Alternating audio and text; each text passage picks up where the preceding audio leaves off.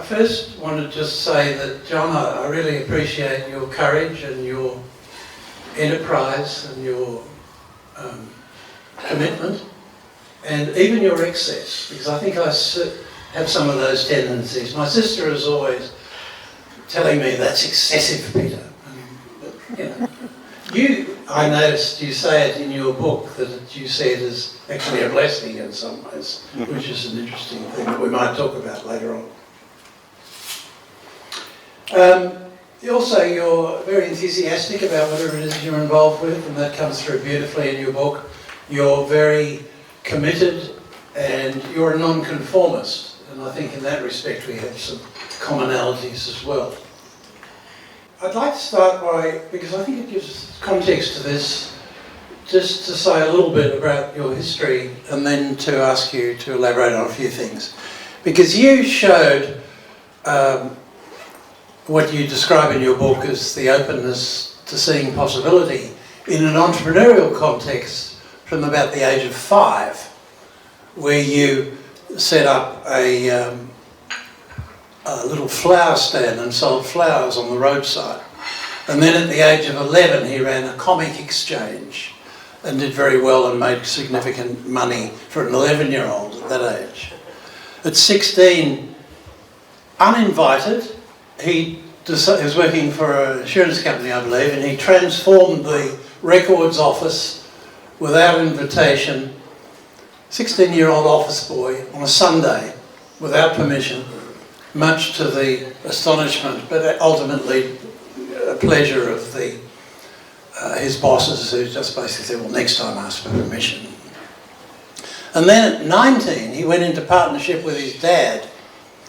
He bought a rundown deli, yes, in a very poor area of the city, and you made it a huge success. And one of the things that struck me about that in reading your book was not only was it a success for the deli, but you did things which I'm going to ask you about this, which actually benefited your clients in terms of them learning things about money management and so forth. You care to elaborate a little bit on that, about what happened? You'll need to use that. Well, it does fly in the face of conventional thinking. The 5 previous owners of this particular business, and it had only had 5 owners since it started, and each of them had gone bust. And it was in a very poor area of Perth called Maniana, strangely enough, and that was the way they tended to live their lives. They were poor people, single mums, pensioners, disabled people, and they were not, by and large, good money managers. And the 5 previous owners all gave credit. And of course, these people were, they lived in Maniana, and I think they had that attitude to life, that maybe we'll pay one day. And of course, the 5 business people went bust. And the businesses were run very poorly. Well, we really revolutionised the way the business looked. You know, it was well ahead of its time in terms of the offerings, going back to the very early 60s. You know, you had potatoes, cauliflower, cabbage, peas and beans, and that was it. You know, this was long before we had the benefit of all our migration to Australia and the introduction of capsicums and broccoli and all the sort of wonderful things that came with them. Anyway, to cut a long story short, because we don't have much time, I didn't give any credit, and this caused enormous angst. You know, I had a lot of abuse from people, and it was hard for a 19-year-old to be abused because they'd come in and say, look, well, my children, they've got no food on the table, etc., etc., etc. And I would say, look, I'm really sorry. Well, they went elsewhere till they got into hock, and then they couldn't get any more credit there and came back and paid cash. And of course it taught them to budget. It taught them to prioritise their income. It wasn't my intention. My intention was not to go broke. But the unintended consequences was that people, because they couldn't get credit, paid cash and had to budget. Was that your intention to help them learn, or was that just a lovely unintended consequence? It was an unintended consequence. My survival instinct had me doing that because it was obvious to me, having checked out the business. And we went in on very slim pickings. We went to the bank, and because they knew the history of that place, wouldn't give us credit.